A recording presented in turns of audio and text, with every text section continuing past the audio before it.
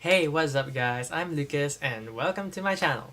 Today I decided to do something really fun and talk about 5 ways to avoid getting punished by your parent. Now, I don't know about you guys, but I'm Asian and I grew up in an Asian family. It's a traditional Asian family and they believe that if you spare the rod, you spoil the child. Basically that means I get whipped a lot. I'm sure that this video probably doesn't apply to everyone, but I am pretty sure that every parent has some way of punishing their kid. And if you are already old enough to not get punished by your parents, please share this video to those that would benefit from it. Okay, tip number 1. I found that it is best that if you have a sibling to work with.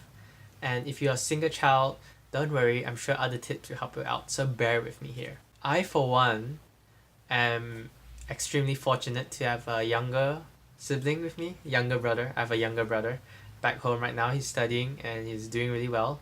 But what we did last time is that we worked together to hide our parents' canes, or in my country we call them rotans. Now, if you hide these canes and you hide the rotans, basically they can't spank you because they have no tools to do it. And if they use their hand, it's less painful than a rotan. What a rotan is basically this long thin stick that they used to whip you with, and that is no fun. Now, of course, hiding these rotans is only a temporary solution because in the end they'll be found during spring cleaning, or my parents will just simply go buy another one since it's so cheap. If you are wondering why we didn't just throw them away and we instead hide them, it's because we were taught to never waste anything, and throwing it away is just a big waste. For me and my brother, it worked out pretty well because instead of getting whipped every single day, we get whipped only every once in a while. So it's still something that is still a strategy to be thought of. And yeah, so working with your sibling on trying to prevent punishment from happening is a good way to avoid getting punished. Alright, moving on to tip number 2, which is do as your parents say and not by what they do. Now, I know this is really hypocritical and that, it's unfair to you, but you got to understand that they just want the best for you and that they also want you to not repeat their mistakes. If they punish you for disobeying them, that is on you entirely, and so just remember that. Perfect example for me is that I lose things as a kid. I lose a lot of things all the time and I get punished for that because it's something important. It is your responsibility to keep things in check, to keep things in place, to manage your life and put it together. And if you can't get your life together, that's a huge disadvantage to you. However, when I see my parents lose things, I always think, hey, that's unfair. I always lose things and I get punished. Why shouldn't they not get punished as well? But like I said, they are trying to turn you not into them. Basically, they don't want you to make the really same mistakes that they do. And I've learned that quite later in time. I didn't realize it at then, but right now, I don't lose a lot of things. If your parents do punish you and you learn to be more responsible later when you're older, then they have done a great job. So yeah, just do as your parents say and not what they do. Okay, tip number 3 is to simply stop doing dumb things. Now, as a kid, it's really hard to not do that because I did a lot of crazy, ridiculous things that when I look back, yeah, I probably deserved it.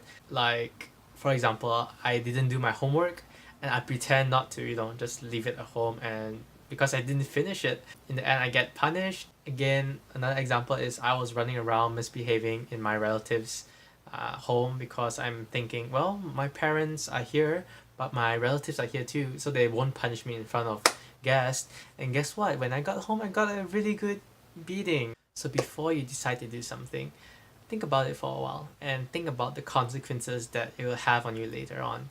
And if you think that there are no negative consequences after you think about it, then go for it. Alright, tip number 4 is to be nice to your parents no matter what, even after a punishment. Because I have seen my fair share of kids just being more mad after the punishment. And if the kid is more mad, usually does not turn out well because the parents would then get more mad and more punishment basically. Now, I do not do this myself because man, my mom is a really fierce mom back then. So this applies to my dad as well because he has more whipping power and I'm always afraid of I'm afraid of my dad's whips more than my mom's. But my mom's usually just, instead of quality caning, she gives me quantity caning. For those kids who are brave enough to stand up to their parents, well, what usually happens is they get more than they asked for. So being rude and disrespectful after a punishment will just make them angry at you. And if they turn on their Hulk mode, or basically turn on their beast mode, I'll pray for you. Okay, finally guys, tip number 5 is do homework on your parents. This is something really simple to do. Know what makes them happy, know what makes them angry. I figure out really quick on how to avoid getting punished through this method. For example, for me, I realized there are certain times of days, certain times of the day where there's an increased likelihood that I'll get whipped. So because here, let me explain real quick. All right.